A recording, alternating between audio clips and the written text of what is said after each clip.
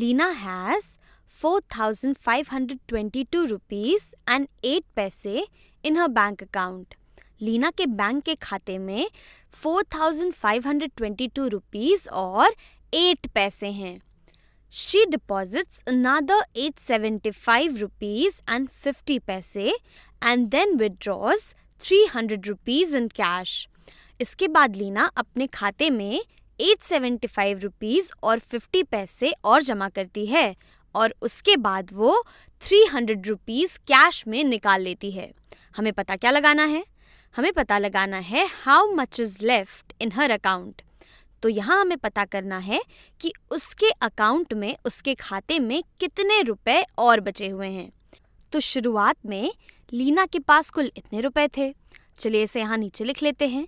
उसके पास थे 4,522 rupees and 8 पैसे और इसके बाद उसने अपने खाते में जमा किए, उसने डिपॉजिट किए 875 रुपीज़ एंड 50 पैसे. तो जमा करने का मतलब है कि वो अपने खाते में कुछ पैसे और जोड़ रही है. उसके खाते में जितने पैसे थे उससे अब और ज़्यादा पैसे हो गए हैं. इसका मतलब हुआ कि हमें यहाँ इन दोनों चीज़ों को आपस में जोड़ देना है. और यहाँ इन्हें जोड़ने के लिए हम इस बात का ध्यान रखेंगे कि हम इनके सभी करस्पॉन्डिंग प्लेसेस और डेसिमल पॉइंट को एक सीध में रखें. तो 8 है हमारा हंड्रेड्स की प्लेस पे, तो यहाँ पर हम 5 के नीचे 8 लिखेंगे. ये दोनों हमारे हंड्रेड्स की प्लेस पे हैं. इसके बाद है 875 और ये आ गया हमारा डेसिमल पॉइंट एक सीध में 875.50 और हमें अब इन दोनों चीज़ों को आपस में जोड़ देना है. तो चलिए अब इस चीज़ को जोड़ लेते हैं. तो 800 प्लस 0 ये हो जाएगा कुल 800 के बराबर. इसी तरीके से 0 10 और 5 10 ये हो जाएगा कुल 5 10 के बराबर. और फिर हम इस डेसिमल पॉइंट को नीचे उतार लेते हैं. यहाँ पर हमारी वंस की प्लेस है, तो 2 1s प्लस 5 1s ये हो जाएगा 7 1s के बराबर. इसी तरीके से 2 10s प्लस 7 10s ये हो जाएगा कुल 9 10s के बराबर. इसी तरीके से 500s और 800s ये होते हैं 1300s के बराबर.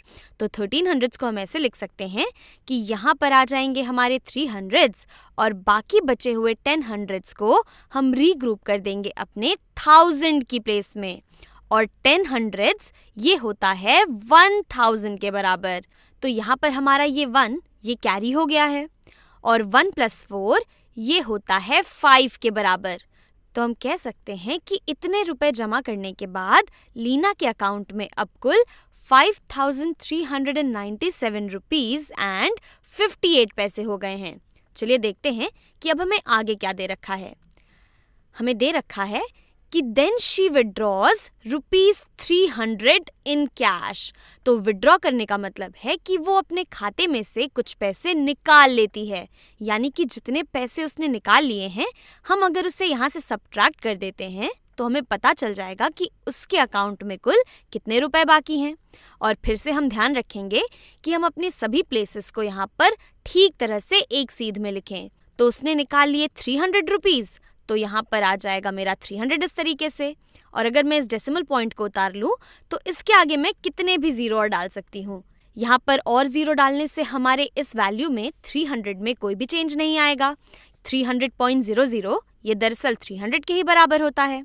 तो अब हमें यहाँ पर 300 को सब्ट्रैक्ट कर लेना है. तो चलिए इसे करते हैं.